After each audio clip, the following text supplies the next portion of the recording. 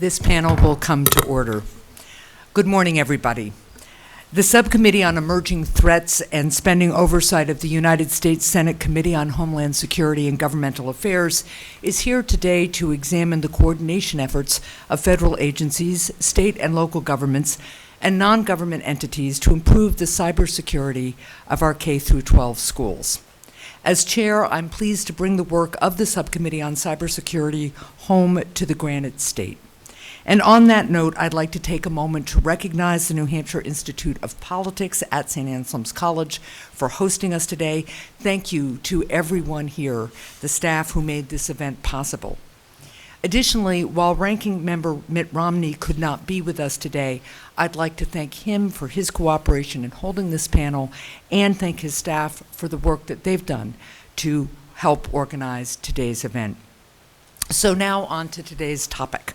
As we prepare for the new school year, it's an important time to take a look at the cybersecurity of our school systems and see what can be done to increase their security and their resiliency. Criminals and criminal organizations continue to target our K-12 schools with disruptive cyber attacks. We've seen cyber attacks on schools all across the country, including right here in New Hampshire. For example, in May, the Nashua School District experienced a significant cyber attack which took their systems offline. And across the country, according to one report, K-12 schools publicly reported 166 cybersecurity incidents during calendar year 2021. This includes 62 ransomware incidents, which has quickly become the most common type of cybersecurity incident for K-12 schools. However, the actual number of cybersecurity attacks is likely significantly higher than what's publicly reported because schools and other victims of cyber attacks too fear the consequences of reporting cybersecurity incidents. By one estimate, the true number of incidents may be 10 to 20 times higher than the publicly reported number. Regardless of the actual number of attacks, though, these attacks disrupt student learning and can take schools months to recover from. And these attacks aren't just disruptive, they're also costly. Restoring computers and networks after a cyber attack often costs a school and community over $1 million. Additionally, digital criminals who penetrate school systems sometimes steal sensitive information about students, and in addition to holding access to computer systems hostage, also ransom the private information for money, threatening our children's privacy. The more positive news, though, is that while cyber attacks continue to threaten our schools, federal, state, and local governments have taken steps to combat these threats. For example, over the last few years, my colleagues and I worked to pass into law a state and local cybersecurity grant program and to create the position of cybersecurity coordinator in every state. And just 2 weeks ago, the White House announced new initiatives by federal agencies and the private sector to protect K-12 schools from cyber attacks. One of these new initiatives is something that I push for, the creation of a government coordinating council to focus on K-12 cybersecurity. This council will coordinate activities and policies among federal, state, and local governments in order to improve the cyber resiliency of our schools. In Congress, we've provided resources to federal agencies like the Secret Service and Cybersecurity and Infrastructure Security Agency, otherwise known as CISA, to support the cybersecurity of state and local governments, including public schools. Today, we will hear from a panel of experts who've all played different roles in improving K-12 cybersecurity in New Hampshire, representing federal, state, and local levels of government. The panelists will discuss innovative and collaborative cybersecurity efforts among the offices and agencies charged with protecting our schools, as well as how we can continue to work together to address remaining cybersecurity challenges. As students in New Hampshire head back to school this year, I hope that today's conversation highlights the importance of continuing to work together to improve K-12 cybersecurity and inform our communities about this critical issue. So now on to the panel, and I will start with, I will introduce each witness and ask them to provide their remarks, and then we will go into the question section of the panel discussion. So our first panelist today is Dr. Daniel is Mr. Daniel King. Mr. King serves as the Chief of Cybersecurity for Region 1, covering New England for the Cybersecurity and Infrastructure Security Agency, CISA. Prior to his time with CISA, Mr. King was Global Lead for IBM Security Command and served 30 years on active duty with the United States Army. Welcome, Mr. King, and thank you for your years of service. You're recognized for your opening remarks. Thank you, Madam Chairwoman. It's a pleasure to be here today and this opportunity to participate in today's roundtable. This format lends itself to meaningful dialogue, and for that we are grateful for a conversation that otherwise may not occur in a more formal question and answer format. CISA Region 1 is headquartered in Boston. We have a team of 50 and 9 cybersecurity advisors, joining both protective and chemical security advisors supporting the 6 states and 10 tribal territories and nearly 15 million citizens of New England. CISA is very effective despite its relatively small size within the Department of Homeland Security because we live in and support the communities that we serve. We are here through fair and foul in commitment and partnership with state, local, tribal, territorial entities across our great nation. CISA's regional advisors support and assist and assess organizations to reduce risk and improve security because management and prevention of threats is far less expensive than the alternative. In 2023 alone, the security advisors of Region 1 have engaged, assessed, and supported nearly 200 K-12 organizations across New England. And that number speaks to CISA's focus on this vital part of our community and our nation. Each engagement, assessment, and assist visit improves awareness and opens the path to reduction of risk and improvement of resiliency. But as our schools now rely foundationally upon the internet-connected information system technologies we have as a core capability, with that dependency comes significant risk from cyber threats. Unfortunately, and due to very narrow operating margins of K-12 entities, are clearly cyber target rich and resource poor. And criminal actors recognize how vulnerable schools are to cyber attack. To them, this is an opportunity. To us, this is a crime exploiting the innocent. We've seen it, as you mentioned, Senator, here in New Hampshire and across New England. And it will continue until we adopt better cybersecurity practices and make defending our schools in cyberspace a public priority. CISA is focused upon securing the nation's critical infrastructure like K-12 by providing resources that enable the U.S.'s over 13,000 school districts to better protect and defend their students and employees against cyber attacks. So what are we doing here in Region 1? Our most impactful work is before the incident, working with schools to identify, manage, and reduce risk, working to ensure that when they are hit by a cyber incident, they are prepared, have a plan, and can mitigate the impacts of the incident. School safety and K-12 cybersecurity can be complex and often unique to the communities they serve, so our efforts must be collaborative, built upon dialogue, information sharing, and most importantly, trust. We cannot do this without strong partnerships across federal, state, and local levels, and perhaps this is one of the strongest examples you can see here today of all of us sitting shoulder to shoulder against this threat. In addition to the recent DHS, Department of Education, Health and Human Services, and Department of Justice announcement of school safety awareness, CISA released a report that provides recommendations and resources to help K-12 schools and school districts effectively reduce their risk and evolving disruption and damaging cybersecurity threat landscape. This report and new K-12 digital toolkit provides clear recommendations and resources to help K-12 organizations to effectively reduce their continuously evolving cyber risk. These national efforts, along with your continued support, Senator, of the state and local cybersecurity grant program, help states and specifically rural and local communities to address cybersecurity risks. I would also add that New Hampshire was the very first that submitted their proposal for the grant program and was approved.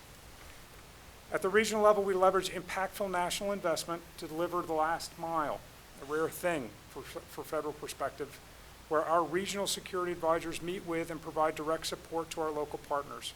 Specifically for K through 12, regional advisors engage leaders, educators, and technical staff by assisting them to recognize the importance of implementation of multi-factor authentication, identification of critical systems and data to ensure that those systems are assured by backup and resilient to disruption, to implement CISA's cyber performance goals and alignment of cybersecurity plans to NIST-approved guidelines, and perhaps most importantly, shape the development of plans, training, and exercises to illuminate cyber risk and reduce impact. Beyond providing direct services, cybersecurity advisors enable access to national-level resources, such as no-cost vulnerability scanning of internet-facing infrastructure and the ransomware vulnerability pilot, along with other programs that provide actionable early warning before an attack happens. When a cyber incident does happen, our advisors are there with our state and local and tribal partners alongside with law enforcement at all levels to support the recovery of the victim. In sum, CISA and its personnel in Region 1 are reducing risk and improving resilience to critical infrastructure, and yet K through 12 schools represent perhaps our most vital of all critical infrastructures. Our schools and their students are truly our future, and we work side by side with our state and local partners to reduce risk, and with your continued support, Senator, to protect this most precious resource. Thank you. Thank you very much, Mr. King. Now I'd like to introduce our next panelist, who joins us today also from CISA. Mr. Richard Rossi has been with the Department of Homeland Security for more than 17 years and currently serves as the first ever cybersecurity advisor for New Hampshire, a position he's been in for approximately 2 years. Having led bipartisan efforts to create this important position in each state, I am very glad that you are in this role and here today, Mr. Rossi, and I am extremely grateful for your service to the Granite State. You're now recognized for your opening remarks.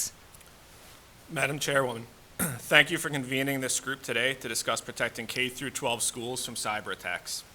I appreciate the opportunity to discuss the efforts of the Cybersecurity and Infrastructure Security Agency to improve the cybersecurity of K through 12 schools in New Hampshire. Over the past several years, K through 12 schools and school districts have adopted advanced internet-connected technologies and cloud resources that facilitate learning and make school more efficient and effective. This technological gain, however, is accompanied by heightened risks and greatly increases, both in scope and complexity, the cyber attack surface a school district needs to defend. Malicious cyber actors are targeting K through 12 education organizations across the country with potentially catastrophic impacts on students, their families, teachers, and administrators. An October 2022 report from the GAO found that more than 1.2 million students were affected in 2020 alone, with lost learning ranging from 3 days to 3 weeks and recovery time from 2 months to 9 months. Nearly 1 in 3 U.S. school districts have been breached by the end of 2021, according to a survey by the Center of Internet Security, with incidents including student data breaches, ransomware attacks, business email compromise, data breaches involving teachers and school community members, denial of service attacks, website and social media defacement, as well as online class and school meeting invasions. The lack of funding and investment in K through 12 cybersecurity continues to work against school districts' ability to plan for, prepare against, and mitigate the effects of cyber attacks. In its 2023 annual survey, the Consortium for School Networking, of which the New Hampshire Chief Technology Officer Council is an affiliate, found that 66% of districts nationally lacked a full-time cybersecurity position, and half don't have adequate staff to integrate technology into the classroom. The same survey highlighted that just 9% of districts spend more than 1/10 of their IT budget on cybersecurity defense, while 48% of districts dedicated less than 2% of their IT budget to security. A full 12% dedicated zero budget to cybersecurity. The scale and scope of the cybersecurity threat environment is such that no one individual or agency is equipped to address the issues on their own. As the CISA cybersecurity advisor and state coordinator assigned to New Hampshire, I enjoy tremendous collaborative relationships in the mission to improve K through 12 cybersecurity. None of this work is done in a siloed fashion, and I want to recognize the New Hampshire Department of Information Technology, Primex, the Atom Group, and the U.S. Secret Service for their steadfast partnership in these efforts. There is a plethora of free cybersecurity resources from federal and state government for K through 12 schools, and I am confident with the collaborative construct we've developed in New Hampshire, contact from any one of these agencies brings to bear the full resources of all of us. Within the state of New Hampshire, CISA efforts to improve K-12 cybersecurity has come in many forms. Broader communication campaigns on cybersecurity threat, best practices, and resources have been presented in larger forums, including the New Hampshire Chief Technology Officer Council Clinic, which is comprised of K-12 IT directors from throughout the state, and the New Hampshire Association of School Business Officials, made up of business officials and administrators from the K-12 school districts throughout New Hampshire. Thanks to your continued support, Senator, New Hampshire K-12 school districts will also benefit from the CISA-FEMA jointly administered state and local cybersecurity grant program through leadership of the State Cybersecurity Planning Committee by Commissioner Goulet and Chief Information Security Officer Ken Weeks. While there are common cybersecurity challenges among K-12 schools, each district is unique. That uniqueness is leveraged as an opportunity to have a one-on-one conversation with each individual K-12 IT director seeking to improve their cybersecurity posture. That provides insight to the challenges, concerns, and priorities within a given district. That insight is then leveraged by CISA to develop a tailored roadmap to improve cybersecurity and resiliency within school networks. CISA's support to improving K-12 cybersecurity in the state has come in many forms, including on-site cybersecurity and ransomware readiness assessments, assistance with policy development, tailored advice, cybersecurity training, support for cybersecurity tabletop exercises, penetration testing, continuous cyber hygiene vulnerability scanning, implementation assistance with technical controls and tools, reviewing public-facing websites for information that can be used in social engineering and fraud schemes, among other areas. Through the cybersecurity assessment process locally, it's strongly encouraged that school district leadership attend the assessment findings outbrief, and the vast majority of district administrators have done so. This format is in recognition that cybersecurity is not just the IT department's problem, but rather a whole of organization business problem. Changes in K-12 cybersecurity must come from the top. Leaders must establish and reinforce a cybersecurity culture while recognizing and actively addressing resource constraints. I am confident the dialogue in these briefings has led to an increased awareness of the cybersecurity threat and vulnerabilities in a given district, as well as the initial development of a cybersecurity culture that will ultimately benefit all. This collaborative work alongside New Hampshire school districts has led to the mitigation of vulnerabilities cyber threat actors leverage to conduct damaging cyber attacks. Thank you for the opportunity to be here today, and I look forward to the roundtable discussion. Thank you so much. Our third panelist today joins us from the Secret Service. Mr. Tim Benitez serves as the resident agent in charge for Manchester, New Hampshire. Resident Agent Benitez has over 24 years of law enforcement experience and currently supervises the New Hampshire Cyber Fraud Task Force's Digital Forensic Incident Response Team. Resident Agent Benitez, you are recognized for your opening remarks. Thank you for being here. Thank you. Good morning, Senator Hassan, members of the panel, and attendees here today. I thank you for the opportunity to discuss the ongoing efforts of the U.S. Secret Service to protect the nation's financial infrastructure. I serve as a supervisory special agent in Manchester, New Hampshire, where I'm responsible for managing our integrated mission of physical protection and investigating cyber-enabled financial fraud. In New Hampshire, our Cyber Fraud Task Force, or CFTF, is a collaboration between the public and private sector whose mission is to prevent, detect, and mitigate complex cyber-enabled financial crimes against payment systems and critical infrastructure. Participating state and local law enforcement, prosecutors, and judges have received specialized digital forensic, cyber investigation, and cryptocurrency tracing training at the National Computer Forensic Institute in Hoover, Alabama. The Secret Service established this center in 2008, and we are grateful that Senator Hassan co-sponsored the NCFI Reauthorization Act, which provides funding through 2028. In fiscal year 22, New Hampshire personnel have attended over 47 courses, receiving almost $300,000 in equipment. We are currently on track to match those numbers for fiscal year 23. There is no cost to attend the NCFI, and many courses include significant equipment issuance. For example, Mobile Device Forensic Examiner course provides $28,000 in equipment, and the Basic Computer Evidence Recovery Training course provides $35,000 in equipment. The graduates of these courses return to their respective departments to investigate criminal activity and strengthen prosecution utilizing digital evidence recovery methods. While at their departments, the CFTF continues to collaborate and provide necessary resources.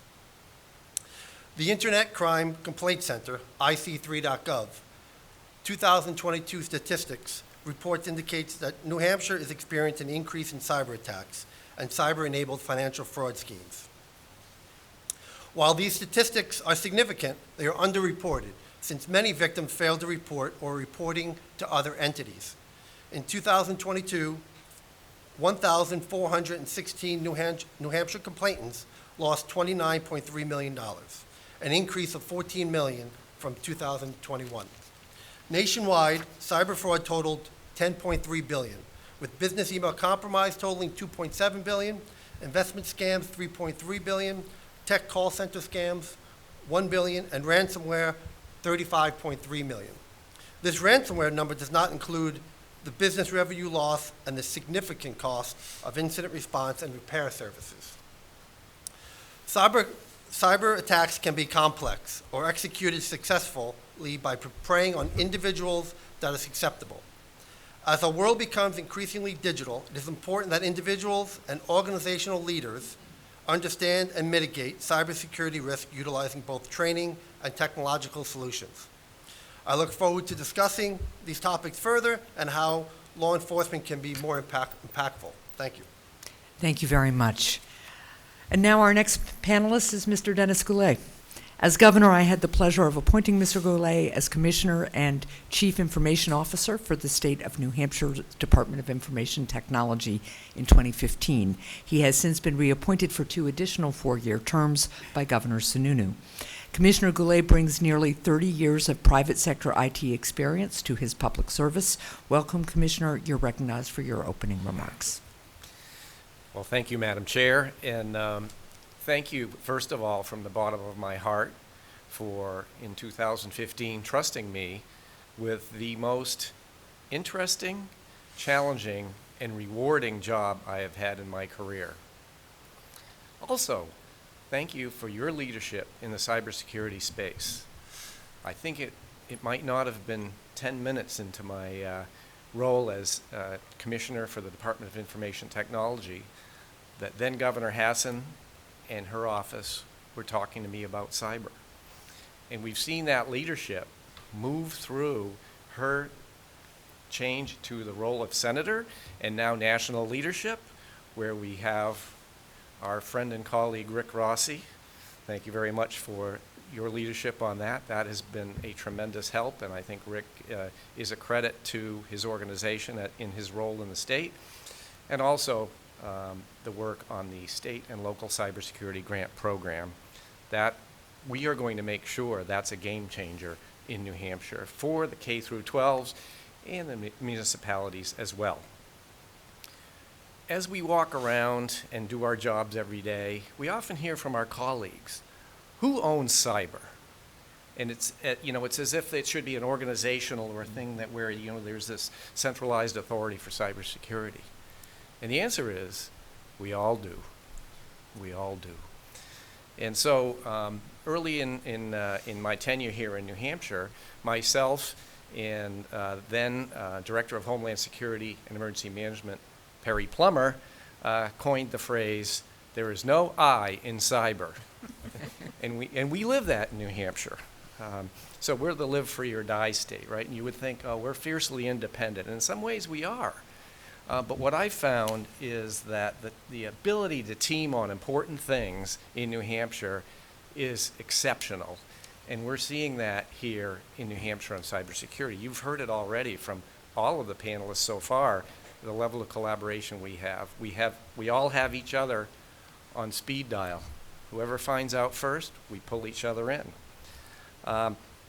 What that's resulted in is even though there were quite a few administrative hoops to jump through to actually access the year 1 state SLCGP, state and local cybersecurity grant program monies, New Hampshire was first in the nation to both get a plan approval as well as to accept the money.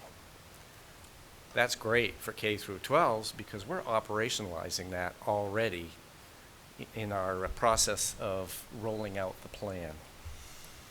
Now, when you look at that grant, it's a large amount of money by any measure nationally. But when it comes down to each state, it's an amount that needs to be managed carefully. We cannot afford to use that money in a wasteful way. And so what fortunately has happened in our case, we already had that collaborative environment that we were working on together, and the focus on our use of that money is very much on making the most of it, bringing it to the K through 12s and municipalities in a way that they can leverage it, and doing it through programs versus subgrants. We're nationally one of the first to do it that way as well, and it's being recognized that that is the way to do it. The other thing I want to comment on is, do I have enough money in my state budget to do everything I'd like to do from a cybersecurity perspective? Do I? No, sir, you don't. Okay. Despite that, we're taking the SLCGP monies. We're allowed to use 20% of those for state. We are not doing that in New Hampshire because even though I don't have enough money, I am in better shape than the K through 12s and the municipalities. So we're, other than a relatively small percentage that we're using to operate the program, all of that money is going down to the folks who need it the most. So this is a great chance for us to all discuss how we're doing that and how we can all make each other better. Thank you. Thank you very much, Commissioner. Our fifth panelist works closely with Commissioner Goulet, as you just heard, for the state of New Hampshire. Mr. Ken Weeks serves as the Chief Information Security Officer for the New Hampshire Department of Information Technology. Prior to that, Mr. Weeks spent most of his adult life as a naval officer, special duty, cryptology, and information warfare, retiring as a captain. Mr. Weeks, welcome. Thank you for your service. You're recognized for your opening remarks. Good morning. Thank you, Madam Chairwoman. Excuse me. It's a real pleasure to be here this morning. And when I first took this job, I've been in my role for just a little bit over a year now. Two very, very strong-willed ladies, one of whom happens to be sitting to my left, and another one named Sonia Gonzalez on our very first meeting said, "Hey, Ken, we appreciate how you can help and how the state will try to help us, but we don't need someone to tell us what to do. We need help actually doing it." Mm-hmm. And that resonated with me and stuck with me. And so I spent an awful lot of time listening and developing relationships with the New Hampshire Chief Technology Officer organization. There's members in the audience here, and Pam used to be a member of that organization, as well as the New Hampshire Municipal Association. And what that did was allow us to have insight on what individual SAUs, K through 12s across the state needed. Because what we quickly found out was that if you knew one, you knew one. You didn't necessarily know all. There were some commonalities, but they had very different problem sets. And we're going to require a very different tailored set of services to get them what they need to protect their student data, enable staff, and to, quite honestly, keep the schools open. Those relationships have grown over time, and we also here in New Hampshire, as you very well know, ma'am, have the luxury that almost all of the school districts within New Hampshire are part of one public risk management exchange. And that also allows us to leverage things that are already known through that process as far as what the needs are. Again, individually, not just generically and across the board. And so the attitude that we've taken, and we'll get into more detail about this in the question and answer, for both the state and local cybersecurity grant program as well as the state Homeland Security grant program, is to take the attitude that we want to provide additive services and go out of our way to not duplicate anything that's already available through Primex or some other means that folks already have access to. And I think that goes to Commissioner Goulet's point of trying to maximize the effectiveness of the money by ensuring there's no duplication. And then just the last thing that I would say, it's come up a couple of times from other panelists, but the importance, of a partnership and collaborative at the federal level, at the state level, and at the local level with the SAUs and those chief technology officers and those administrators directly.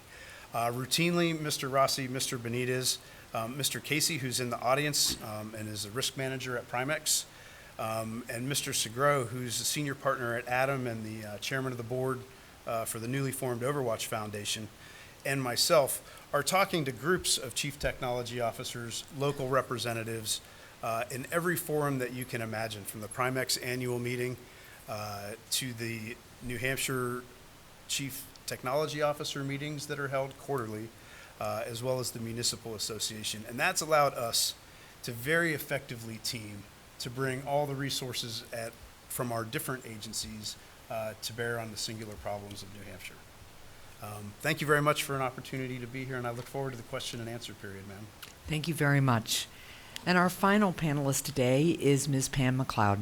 Ms. McLeod currently serves as chair of the Alton School Board. Prior to that, she spent 19 years as an administrator in New Hampshire Public Schools. Most recently, she was the Director of Technology and Chief Information Security Officer for the Concord School District. Ms. McLeod founded the New Hampshire Chief Technology Officers Council and the Student Privacy Alliance. Ms. McLeod, welcome, and you're recognized for your opening remarks. Thank you, and thank you for having me. I want to echo our appreciation for all of your work on cybersecurity, Chairwoman. It really is noticed amongst our school districts in New Hampshire. First, I want to say I served 10 years in a small K-8 district in Alton as the Director of Technology before moving on to Concord, and I'm currently a board member in that same school district, so I really do have the perspective of our many small school districts at heart in a lot of what we do. IT has changed a lot. Our IT leaders are not hiding in a closet. We're not boxes and wires people anymore. We have some of those working for us, but you know, we're collaborative, and I think the thing that New Hampshire is getting noticed for around the country is really the collaboration, the grassroots efforts that we have, particularly related to student data privacy. Our student data privacy initiative, completely volunteer, has covered over 1,500 ed tech vendors since 2018, since New Hampshire's student data privacy law was passed in 2018. We work with 4 other states in that initiative, and we serve at least 82% of New Hampshire's public school students. I'm not sure what the other 20% are doing, but 18 to 20%. But it has been noticed around the country, and it has been very, very successful. We appreciate, my former colleagues and I, many of them are here in the audience, appreciate the tight working relationship that we have with the state CIO and CISO, with CISA, and particularly Rick Rossi. MS Isaac has been fabulous, the U.S. Secret Service, and Primex, amazing, and the Adam Group. It is that kind of collaboration that really enables us to survive when it comes to cybersecurity. I'm here a lot to talk about what we need, and some of the things that we need are, you know, we don't need more documents and more instructions. What we need are resources, and time and money, of course, are always the issue in schools. I've long thought that regional cybersecurity experts, regional in terms of New Hampshire's regions, North Country, Lakes region, Southeast, et cetera, who could actually go into schools and configure settings for them, would be really a really great advantage for schools. It would really help both schools and municipalities address the cybersecurity issues that they have. I think our having funding possibly through E-rate, and I really appreciate FTC Commissioner Rosenworcel's commitment to K-12 and potentially funding cybersecurity would be fabulous. Funding MDR or SOC services would be amazing for school districts. Really offloading that task of watching logs, of watching intrusions off to a service would be fabulous. As I left Concord, we had taken advantage. CISA does have a K-12 discount on SOC services with CrowdStrike, and we were just implementing that as I left Concord earlier this summer. But that really is potentially a game changer for school districts. I I think what New Hampshire has done with the grant programs has been amazing, and as they prepare to roll out YubiKeys for MFA, .gov in a box, security training, really, really fabulous. One of my colleagues from another state, when they heard about New Hampshire's grant application, said, well, what my state gave me is a waiver. So we really appreciate the efforts of the state in that respect. And then I think there's a lot on the vendors, and I think it's really important for our ed tech vendors not to hide security behind a paywall. I'm a strong user of both Google and Microsoft's tools, but both services hide security features which should be basic behind a paywall. So that's an important change that really needs to happen. I want to give a little, after watching the White House event a couple of weeks ago, fantastic to see the attention paid to K-12 cybersecurity. As I watched the vendors' offerings, I felt they were a little fluffy, and I'd really like to give some kudos to Cloudflare, which has a really tangible offering for districts under 2,500 students. I have no, sorry, my phone's ringing. I have no association with Cloudflare. I've never used their services, but they really stood out in terms of actually offering something to school districts. And then I think there's a lot on the districts as well. School districts must require phish-resistant multi-factor authentication. It is way past time to fight that battle. I think the state's grant program is going to help that a lot. Teachers' unions need to get on board with that particular initiative as well. School districts need to prepare with security audits. CISA will come and do some auditing for free. And the Adam Group, who's our forensic first responder through Primex, will do it at a very reasonable rate. Fantastic opportunities for districts there. IT staffing is a huge problem. Turnover is a huge problem in K-12 with IT, and I think there are practical things that can be done which may not cost a lot of money. In my role as a school board member, we've worked to do market adjustments for IT staff to really make sure that, you know, everybody knows your compensation in the public sector is not going to match what you can get in the private sector. However, there's still a lot you can do to really build things up and make your staff happier. Tangible, monetary and non-monetary, things like work from home, hybrid models, you know, different kinds of benefits, as well as some adjustments to compensation. I don't know the answer to that, but it certainly is a big issue that we have in school districts. And I guess I would leave with districts know how to employ teachers. They're really good at employing teachers. They really don't know how to compete for IT staff. So perhaps there could be some partnerships with the federal government and the state in terms of developing salary scales and steps, other kinds of initiatives. Dennis has done a fantastic job with that at the state of New Hampshire to really maintain that staffing. Thank you very much for having me. Well, thank you very much for that testimony. So now I'm going to pose some questions to the panel.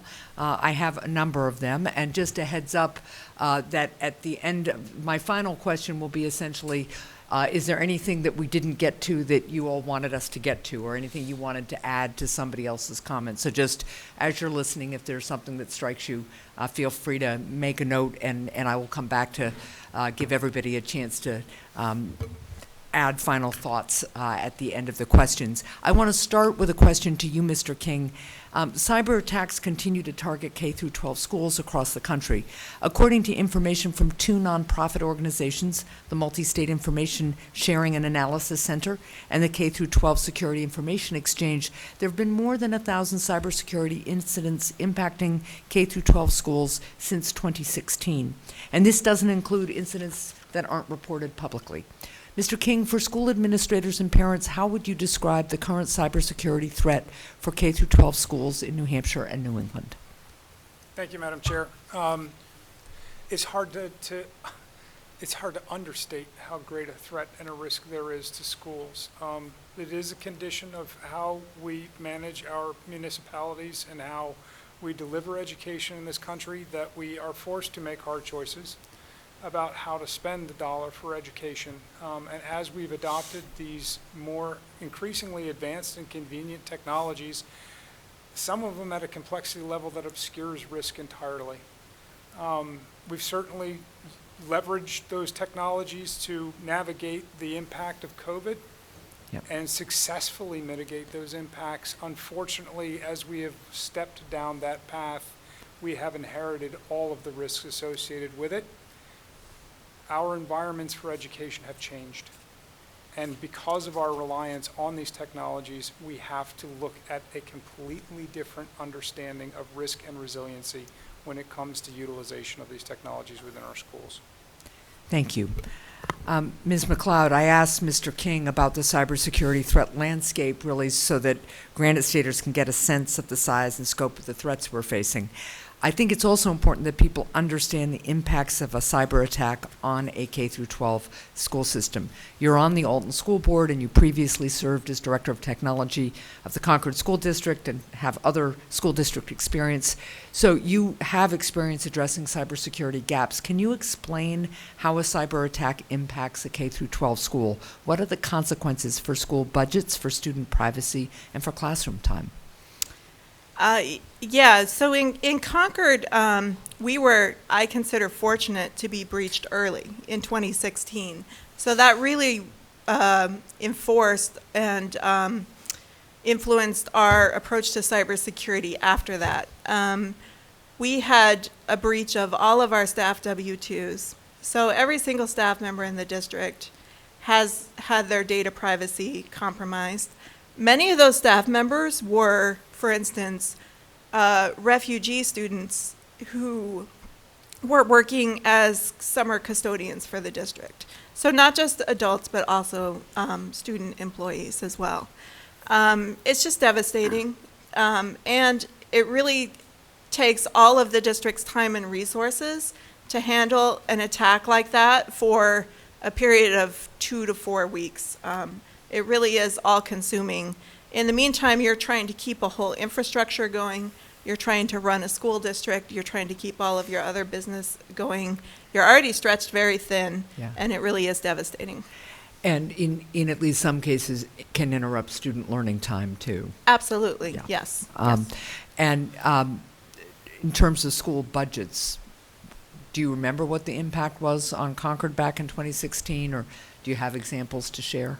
I don't remember what the impact was. I'm sorry, I didn't come with the number. That's all right. But I know that many school districts are reporting impacts in the millions of dollars to recover. In terms of today's ransomware attacks, that's why I say we were fortunate, because this wasn't a ransomware attack. In terms of today's ransomware attacks, you have to bring in cybersecurity experts and in some cases rebuild many of your systems. It is absolutely just all-consuming, and costs range certainly in the several hundreds of thousands into the millions of dollars to do that quickly. Thank you. Mr. Benitez, we started this conversation talking about the threat, and then we talked about the impact on the local community. Before we start talking about specific solutions, I'd like to hear from you about why it's important for victims to report incidents and how law enforcement and cybersecurity experts can help victims when they do. Most people know of the Secret Service as the men and women in suits who protect the President of the United States, but the Secret Service also has an important role in combating cybercrime. So how does the Secret Service help K-12 schools prepare for or respond to cyber attacks? Yes, thank you for that question. And to echo everybody's sentiments up here, first and foremost, it is working together in a preventative approach prior to an incident. Oftentimes, like you just spoke about the budget constraints of an incident occurring, that money would be better spent, and school boards should realize that that money should be better spent on the front end for preventative measures. So prevention is definitely key for cybersecurity. How the Secret Service and why it is extremely important to report is it's important when we respond, when we receive a call from a victim, we will always respond to that victim in the state of New Hampshire.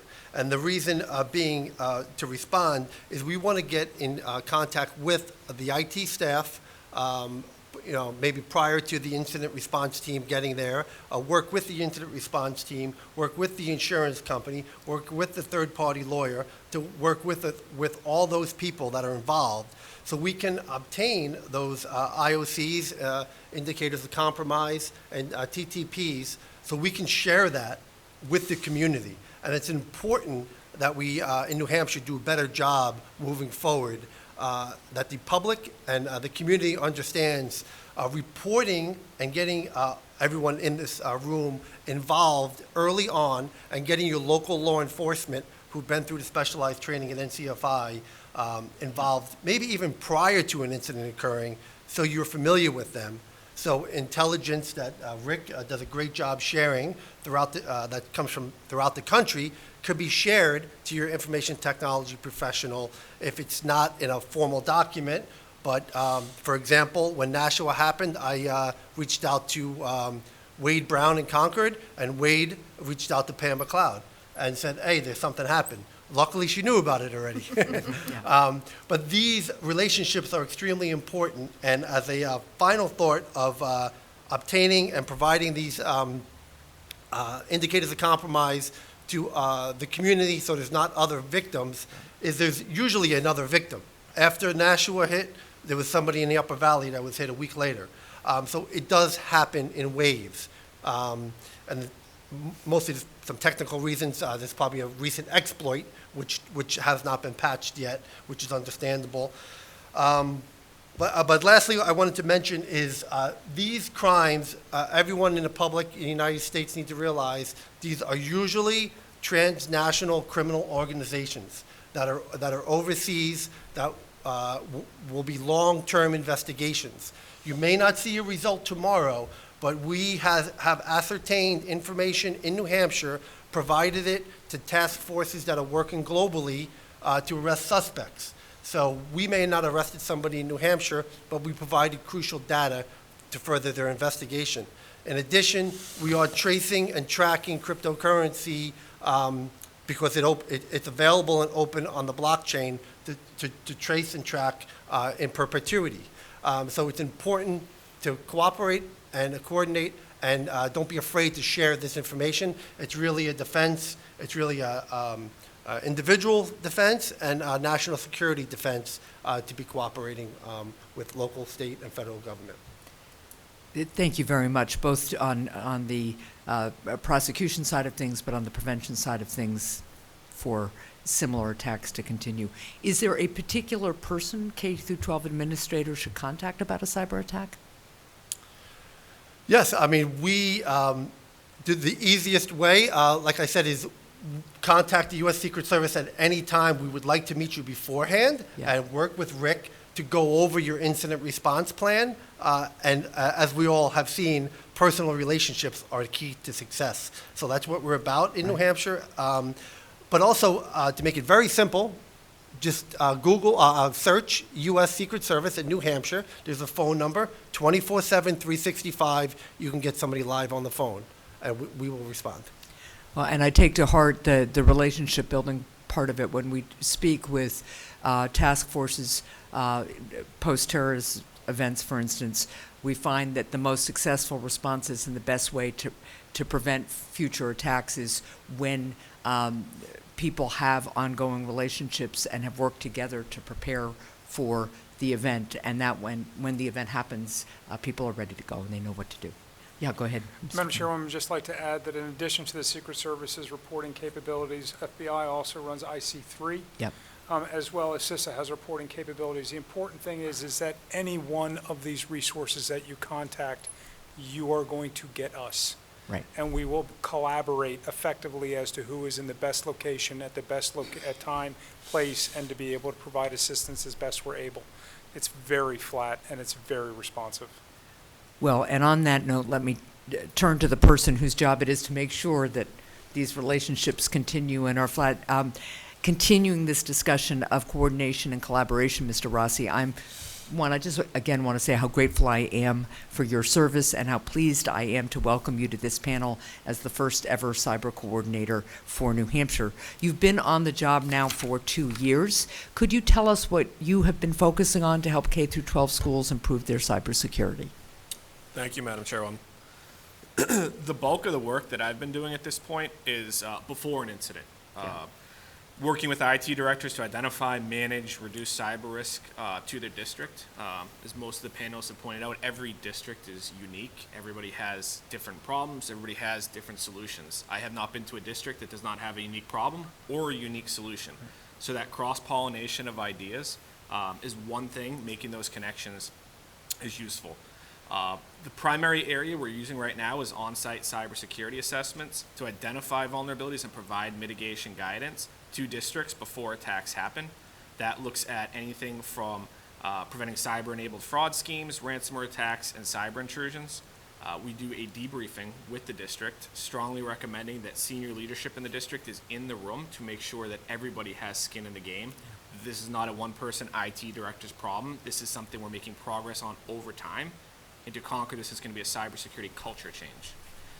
We also connect them with no-cost technical resources, including assisted cyber hygiene vulnerability scanning, malicious domain blocking and reporting for DNS filtering, as well as CISA Scuba Gear, which is a more recent offering to assess optimal Microsoft 365 security configuration baselines. Getting right to Pam's point that currently things are not secure by default, and that is a major agency effort right now, secure by design, secure by default.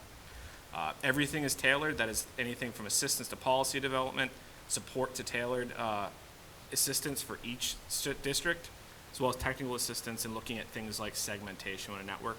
Bottom line, ma'am, we take a look at where a district is, work with them where they're at instead of where they should be, and help get them on a roadmap to progress them towards a more secure posture. Excellent. And I know that you have met with a lot of school officials, but what message would you share with school officials who you may not have had a chance yet to meet?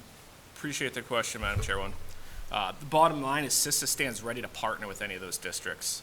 One of the common things that I keep hearing is we're too small, it will never happen here. And the message is the adversary gets a vote in that. Well, you may not think you're a great target. The adversary may think you are a fantastic target, and your ability to pay what you think is an insignificant amount of money may be a significant amount of money to an overseas actor. We're here to partner with you. The one thing that I would point out is in one of my first school assessments, a superintendent said, this was not what I was expecting at all. I was expecting multi-million-dollar projects that we don't have the budget for, whereas we're coming in and addressing some of the issues Pam just brought up. Enabling security configuration within tools that are already paid for. 95% of cyber attacks involve human error. So what we're trying to do is build a culture of cyber awareness, leverage on site, and again, that roadmap. We'll start off with what's going to be lower costs, lower manpower hours, and then start working our way up to things that are going to require greater financial investment. Great. Thank you so much for that. May I Yes. follow up on that really quick? Sure. Rick has been fantastic resource for us. We need more of him. He's definitely overscheduled, scheduled far out. Yeah. We definitely need more similar resources. Okay. That's helpful. And I will take that back to Thank you. the appropriators. Commissioner Goulet, with your help, 2 years ago, I spearheaded an effort to create a federal grant program specifically targeted at improving the cybersecurity of state and local governments. This grant program was enacted as part of the bipartisan infrastructure law. Your work and support were critical in that effort. I know that the Department of Homeland Security has only just begun awarding money under the program, but could you tell us how the grant program is helping K-12 schools improve their cybersecurity? Well, right off the bat, in advance of actually going through all the internal New Hampshire administrative hoops, we've started moving on the multi-factor authentication without actually having the money yet. So we're, one of the things I like to do is, one of the challenges with government in general is that there's a lot of administrative things that slow down progress. Right. But sometimes you can legitimately get ahead of it. And so while I'm still waiting for the last couple administrative steps so I can actually expend the money, we're actually out there giving out these little keys that allow you to do multi-factor authentication. I'm like, well, why would you do a key? Because you can do it on your phone, you can do it through an authenticator application. And Pam brought up one of the reasons is that, this idea that from a union perspective that your personal device shouldn't be used for work really does get in the way of that. So we're addressing that very specifically with those keys. But the other programs that we're implementing through the planning committee, .gov in a box and the technical training are both shovel-ready, locked and loaded, and once we get through the last couple of steps, you know them well, Senator, in New Hampshire, then we'll actually ready to rock and roll on that. That's great. And, we've all spoken about it, but there are obviously a variety of state and local cybersecurity needs. How are K through 12 schools involved in the process of applying for and awarding this federal grant in New Hampshire? Well, it starts with building community. So the more effort we put into building community, the more people know what's going on and what opportunities exist out there. So that's where it starts, and we'll continue that forever. Secondly, it's through the committee, the planning committee, having representation on the committee that allows us to properly represent the needs of K through 12s and the services we offer. So that was I think a pretty huge deal. We had a list of 7 or 8 projects, and we put that before the committee, and they were like, oh yeah, this is what we should do. So it was a very collaborative process, and then making sure that that we don't bundle. We have K through 12s, we have municipalities, we have unincorporated places, and don't bundle them in a single thought pattern, but look at them individually. As Rick mentioned, you see some individual stuff everywhere, and we have to, again, I loved what you said about taking them from where they are and bringing them forward versus having this assumption of a certain level of competence. Got it. Well, and I have another question for you, Commissioner, and then I'll follow up to Ms. McLeod. In 2018, the New Hampshire legislature passed a law requiring the State Department of Education to establish minimum standards for the privacy and security of student data. Commissioner Goulet, what, in your view, has been the impact of this law on K through 12 cybersecurity in New Hampshire? Well, I'm going to tag team with my, we're going to go boom, boom here. Okay. But initially, the impact was, again, we had to look at it and say, all right, what's happening out there? And there was a lot of thrash going on. And so the main thing we did at first was, how can we implement create a standard that was, reasonable to implement? And so there were a couple things on that. One was looking at federal guidelines. Another was, taking an approach that wasn't too overly complicated and technical. And the other was actually changing legislation in other parts of state government, proposing changes so that it potentially minimized the cost to K through 12s in the sense that adherence to the standard was not layering cost. Right. And so I would ask Ken and Pam to talk about the downstream results of that. Yeah, please. If you don't mind, I think the one of the big things that I came into this job looking at was risk that was being assumed by doing business with others. Right. And the consortium was ahead of that game. They had written up data standards, student privacy data standards, and insisted that vendors adhered to these and signed off on them before doing business with individual districts, et cetera. My role in this was sort of acting as an advocate with other entities at the state level to ensure that we weren't undermining those efforts by having a standard that was significantly less and potentially putting that same exact data set at risk. Got it. And Ms. McLeod. I'll make one point first, which is that New Hampshire's law also covers staff personal information. Right. It's one of the few in the country that does. We received first went into panic mode because this was massive for us. This new law's requirements, Yes, right? in yeah. 2018. It was really overwhelming. We weren't aware of it until almost after it passed. We did work with the legislators to kind of tone it down a little bit. Ken's predecessor, Dan Dister, and Ken have just been a huge support for us in terms of developing those standards. They're based on NIST. They need to be revised at this point. It's been a few years.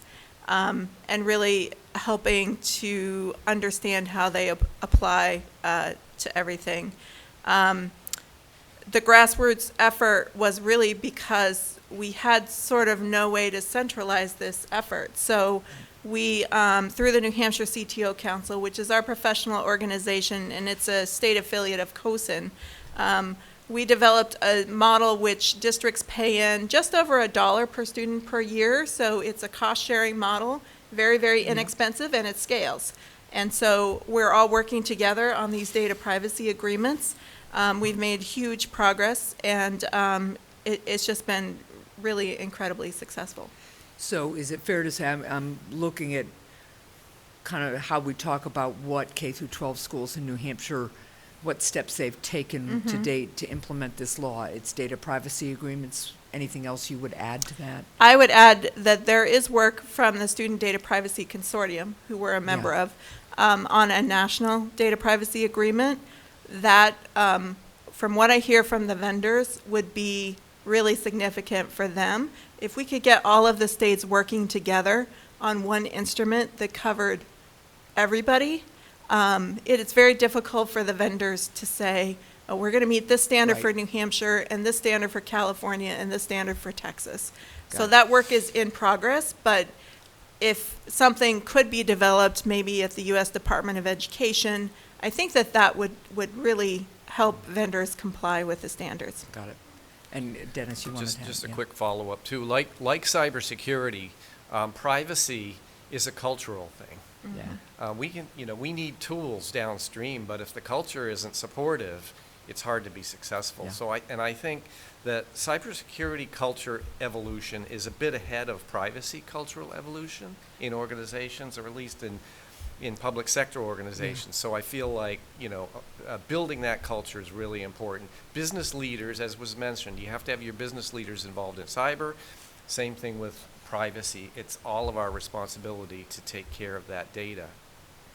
I also, if I could add, I found it in Concord very important to explain to our teachers, to put it in terms of what would happen if your child or your grandchild's identity was breached. They go to buy a car when they're 18, and somebody's purchased a house for them in some other state, under their identity. So really putting it in those terms and helping them to understand how to freeze their credit, how to do those basic steps to protect accounts in their personal lives, really helped reinforce with teachers that culture around privacy. That's great. Thank you. Mr. Weeks, I want to turn to you because the commissioner just told us that one of the ways the state and local cybersecurity grant program is helping New Hampshire communities is through the .gov in a box tool that you created. How does the .gov domain improve cybersecurity for local governments, including K through 12 schools? And how did you come up with this idea? Well, first of all, it'd be impossible for me to take sole credit for that. That was also a team sport, and I'll explain that a little bit. But what .gov does is provides a verifiable identity for entities, whether that's a municipality, whether that's a K through 12 district. It doesn't matter. It's verifiable. It's not easy to spoof. We have school districts that, and this isn't pejorative, it's just the reality on the ground, that are .org, that are .something, .us, you pick a domain, right? Right. And more and more as some of these things age, they're easy to spoof, and that can result in business email compromises. It can result in even more phishing attacks than if you're in a .gov domain. And the reason I say these other attacks and DDoS, et cetera, for example, if you go on nh.gov, we have that cloud hosted, and we apply DNS security to all of those domain names. That's a recent evolution that we've implemented in the state. And so every K through 12 that would sign up for .gov in a box, and I realize I might be getting ahead of myself a little bit here, would automatically have those protections as well. Right. And so the identity verification, the non-spoofability, and the additional security that we'll provide by our hosting mechanism are three great benefits for a K through 12. As far as .gov in a box, based on some data from the New Hampshire Municipal Association, only 26% of the eligible entities within the state of New Hampshire were on a .gov domain. And the commissioner and I and a couple of other people looked at each other, and we looked at the NOFO and the priorities from CISA for the grant program, and one of the top ones was transition to .gov domains for those who are eligible. And so we said, well, that's fine to tell them, but we can't tell them. We can just recommend, as you very well know. And so myself and Mr. Segro kind of sat down and said, what are all the reasons people would say no? Right. We started writing them down, and we said, well, let's just add all that to the scope of services. And so regardless of where a K through 12 or a municipality starts, at the end of the process, we'll give you a turnkey solution to transition to .gov in a box, including your first box of stationery. Yep. With your new website and Got email it. addresses Yep. on it. And again, it was about what are all the reasons that someone may say no. Let's add that to the scope of services and concentrate on equity and outcome rather than an equal application of services. Got it. Well, thank you for that, and thank you to the whole team that has made .gov in a box possible. It's really exciting.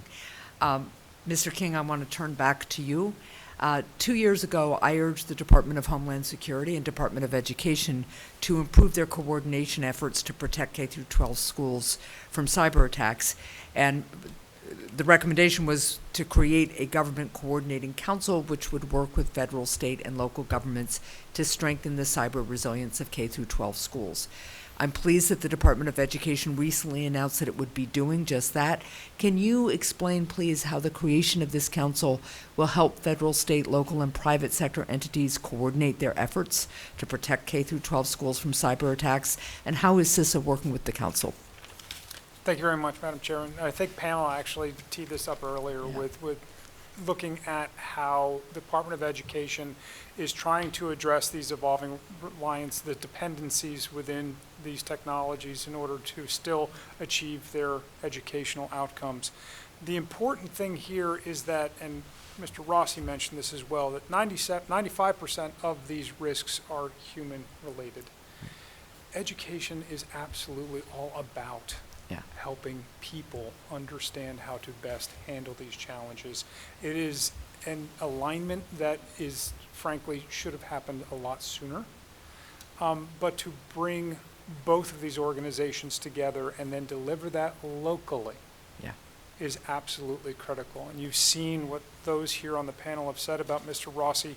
I see that consistently across the region, and my fellow chiefs across the country consistently see how important it is to have that trust and confidence in an individual or a group of individuals that are available and accountable for helping guide organizations along this path to better security. Thank you. Mr. Benitez, the National Computer Forensics Institute, which is operated by the Secret Service, offers training and equipment for state and local enforcement, for judges and prosecutors to combat cybercrime, and you've mentioned it a couple of times. I'm pleased to be part of that bipartisan group in Congress that pushed to reauthorize the Institute. I'm glad it's reauthorized through 2028. How has the National Computer Forensic Institute supported training, investigations, and other efforts here in New Hampshire? Yes. The NCFI, and kudos to the law enforcement professionals, judges, and prosecutors that have attended NCFI. They've really taken to understand cybersecurity, understand digital forensics. These are complex fields for law enforcement to get involved in and understand.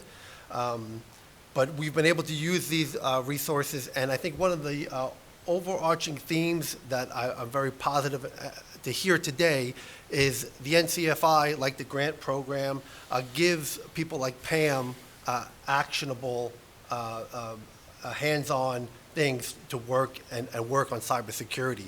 So we give the training, we provide the training free of charge, we provide the equipment, and it is brought back to the community to work on cybersecurity, the coordination with the other people throughout the country, the network of cybersecurity professionals, to learn, like our law enforcement professionals will go down to Hoover, Alabama, and know that we have this group of people here, CISA, the state, and explain that to other law enforcement professionals in other states and develop those relationships throughout the country. And that's important, and I'm positive that New Hampshire, and grateful that you were able to support that endeavor. Thank you very much. And it just, again, trying to build awareness, too, of what help is out there from a variety of different places and sectors to meet people where they are and help them get trained. It's really important. Last question before the wrap-up question is to you, Ms. McLeod. As chair of the Alton School Board and as a former director of technology for a school district, you, I think, and you've demonstrated this, have a really unique insight into the budget and resource challenges of K through 12 cybersecurity. In your view, what are the biggest challenges when considering resource allocation for K through 12 cybersecurity, and which budget items tend to be the most difficult to find funding for? I don't know if it's easily solvable, but I think staffing is the biggest issue. Over the past, my last year in Concord, I was spending about 75% of my time on cybersecurity and related sort of hardening cybersecurity and data privacy issues. That had increased gradually over the years. You know, there's also a massive infrastructure to run in Concord, so it's just very difficult to give up the time. So I think finding ways to supplement staffing or to free up staffing or bring in more staffing at sort of entry levels so it rolls up that the person doing cybersecurity has more time is the biggest issue. Great. And can you share with us some of the ways that New Hampshire schools have worked together to reduce the burden of expensive cybersecurity tools and services? You referenced some of them, but I think it's worth a little bit of focus. Yes. Well, first of all, it's the collaboration. I mean, it's just massive, and some of my colleagues are in the audience. I've worked with many of these folks before that are up on the stage, but school districts where the IT folks are siloed and don't collaborate and don't sort of reach out, they're at most risk of cybersecurity issues. So it's really important, I would say, for districts when they're selecting IT leaders to make sure that that person is collaborative and is going to reach out and work with others, because you just can't do everything that you need to do. And it's fair to say that in this, when the spirit of collaboration is working among school districts and among various levels of government and various agencies, there are ways to share experience and share best practices that help each individual school, for instance, school district, lower its budget allocation for this, or at least try to save money and be as efficient as they can. Is that fair? Absolutely. Yeah. And I think my colleagues are all really skilled at grabbing everything they can that's free or grant funded, or Right. to give you an example, as I left Concord, I mentioned CISA's CrowdStrike offering. We did that through the little bit that was remaining out of our COVID ESSER funds. So it's a pilot program, but we were able to put that into place. Actually, we put in 3 or 4 layers of cybersecurity tools in place with those funds. So, you know, everything you can grab from anybody just really makes up the difference, but it does take more time. Yeah, yeah. Collaboration, coordination takes time. Yes. And that's always one of the things we forget. Mr. Weeks, did you want to say something? One thing I was just going to add is I think, Senator, that all of the IT folks and the technical folks at the schools are very, very aware of the problem. Yep. And one of the things that we've tried to do, and it's a grant-funded training, is we've created cybersecurity training for both elected officials that school Right. boards could take advantage of, as well as for more senior executives, so superintendents, principals could get this training, and it's grant funded, costs nothing to the municipality or the school district. And I think making those decision makers aware of these problems and the potential could influence, budgetary decisions and administrative decisions going And forward. priorities, yeah. Absolutely. Yeah. All right, so the wrap-up question here is to each and all of you, and if you feel like you've already talked about it and, you don't have anything to add, that is fine too, because I think this has been a really fulsome discussion, and I'm really, really grateful for it. But the final question to each of you is, what more should federal, state, and local leaders do to strengthen cybersecurity in schools? And anything else you would like to add? And we'll go in this order. We'll start with you, Mr. Benitez, and we'll work this way. Great. Thank you very much. Thank you for hosting this event today. I think from a law enforcement perspective, we try to stay on the preventative side, but we would really like to see, especially in New Hampshire, a grant-like program like the ICAC has for cybersecurity in the public and private sector, where what we're hearing here is it's hard to train and keep specialized people in information technology in the public sector, and to keep law enforcement that has this skill set in law enforcement and not to go to the private sector. So I know the Secret Service, for instance, we have a retention bonus. It would be nice to move some of these things that we learned in the federal government to the local government, where we're providing money for people with specialized skills, increasing salaries where we can through bonuses. Additionally, what many people don't realize, it's extremely, extremely expensive to purchase these software licenses. So New Hampshire really needs to co-locate our personnel, and the Secret Service is working on this now, but once again, it's difficult.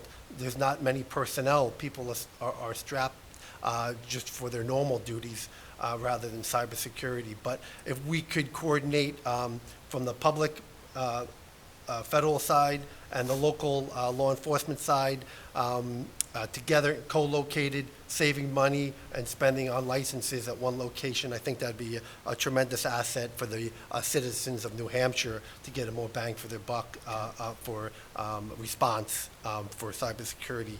And one of the last things that we've done, we're in the midst of hiring someone who's not law enforcement, but is a specialist in digital forensics, cryptocurrency tracing, and incident response to work in our office as a Secret Service employee who would be there full-time, responsible to respond for the citizens of New Hampshire and work in a collaborative approach. So thank you for your time today and hosting this event and a very pertinent discussion.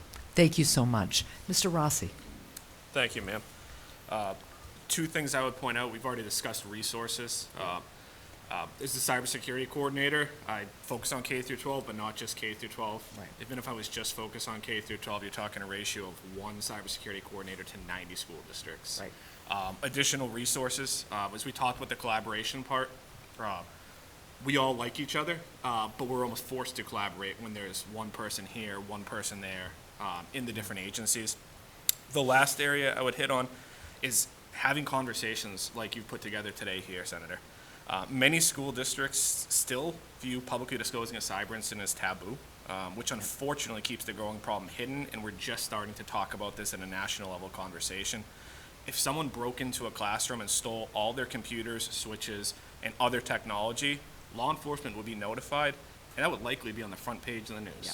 But when we have a cyber attack of the same magnitude, that's often swept under the rug, and decision makers don't have the information on just how grave of a problem this is. So again, Madam Chairwoman, having conversations like this for the agenda, and thank you for having me today. Thank you very much. Mr. King. Thank you, Madam Chairwoman. And again, my compliments to bringing this forum together. I think it's been extraordinarily fruitful.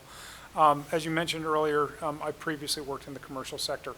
And when I worked with boards and senior executives, I would begin many of my conversations with, I want you to think about one aspect of your core business model that does not rely on information technology. In the 3 years I worked with that corporation, I never once got an answer. I occasionally got some functions that were not, but the bottom line was that very gradually we have become completely dependent on these technologies. We have to fix this. We have to get this right, and we have to continue to try to reinforce this, because the next wave is bringing even more complexity. And if we can't get this right now, it's just going to get worse. I appreciate that very much. Thank you. Commissioner. So a couple things. One is, with the advent of SLCGP, our traditional grant funding stream, which some years ago, the Homeland Security grants that are administered by Department of Safety in New Hampshire and most other states, had a carve-out for cybersecurity. There's now consideration in D.C. to kind of remove that because of the state and local cyber grant program, which we are not in favor of. Okay. I'll say that very clearly. The other thing that's, so I would like to work with you and anybody else on that and try to get visibility to it. Yep. We're also talking to the NASIO community as well, National Association of State Chief Information Officers, so to make sure there's visibility there. The other thing is that part of the legislative intent is for SLCGP was get state and local governments used to investing in cybersecurity. And so I've spent some time in New Hampshire trying to do that. We have a state match in this biennium so that we can, help our K through 12s and municipalities, and I want to keep that going. So from a local government perspective, I'll be advocating for the continued investment in, because it harms us all if, it's not, oh, well, that school district got harmed. It's not a state issue. It really is. It harms us all when an individual entity is breached, when extra money is spent on what is essentially unproductive behavior, right? So I'll be advocating for that, and any support there is greatly appreciated. Thank you. Mr. Weeks. Thank you, ma'am. We all, including all the K through 12s across New Hampshire, have a significant amount of cybersecurity risk imposed on us by the fact that we have to do business with others. Yeah. And specifically, I won't beat around the bush. Specifically, it involves around software. Yeah. And so the more that the federal government can help us by putting the pressure on vendors to be secure by design, yeah, secure by default, yeah, we at the state level can't influence that conversation with the massive software vendors. Only the federal government can do that, in my opinion. Helping us do that and not allowing them to continue putting security features behind paywalls that local governments, K through 12s, and state governments have a hard time affording and budgeting for would be a tremendous assistance. Okay. And the only analogy that I would use is if we bought a bunch of tanks and airplanes and artillery pieces that had to be fixed as much as the software had to be fixed, every taxpayer in the country would be up in arms over that. That's fair. Thank you, ma'am. Thank you. And Ms. McLeod, I wanted to give our representative of local government the last word here, because this is really ultimately No pressure. where well, this is, but this is ultimately, the level at which the impact of cyber breaches is felt the most directly. It really harms our kids and our schools and the staff and our taxpayers. Absolutely. And to Daniel's point, this IT touches every single aspect of a school district. There is not one part of a district that cannot be operated without technology. It's not just student personal information, but it's also behavior data, special education data, very, very sensitive data that we've seen breached in some of the big breaches like LA and in Minnesota. Stuff that people do not want to be splashed around the internet.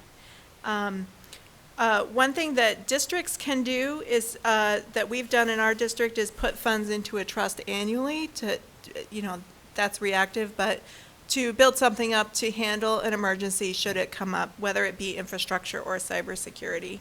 Federally, I think continuing the grants, I'd love to see E-rate just focus much more on cybersecurity. Actually, it doesn't now. Build that focus on cybersecurity, cover MDR and SOC services especially, cover other software pieces that can help secure the district. More federal resources on the ground, like Rick, pushing the vendors to be secure by design. I think that's so important.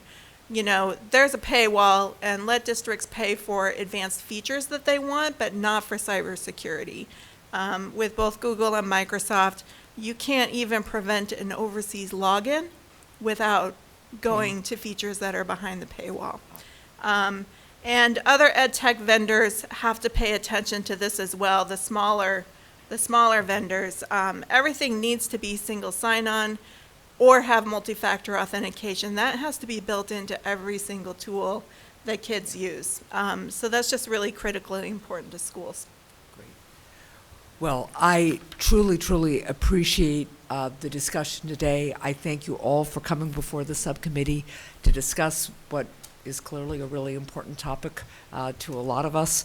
And I appreciate your hard work and your dedication to protect our communities and specifically our kids from cyber attacks, especially right now as everybody's gearing up to return to school. And I think, the biggest takeaway I hope people watching today or listening to this or reading about it will take is that this is a responsibility that rests with each and every one of us, and we have to get more and more aware of the danger of cyber attacks, and I think we have to invest time and resources and attention to prioritizing this because the tools that we have in terms of education, in terms of what the digital world can provide educationally are really important and good, but we have to be able to engage in this space securely. So I thank you all very much and look forward to continuing to work with all of you. And with that, this panel is adjourned.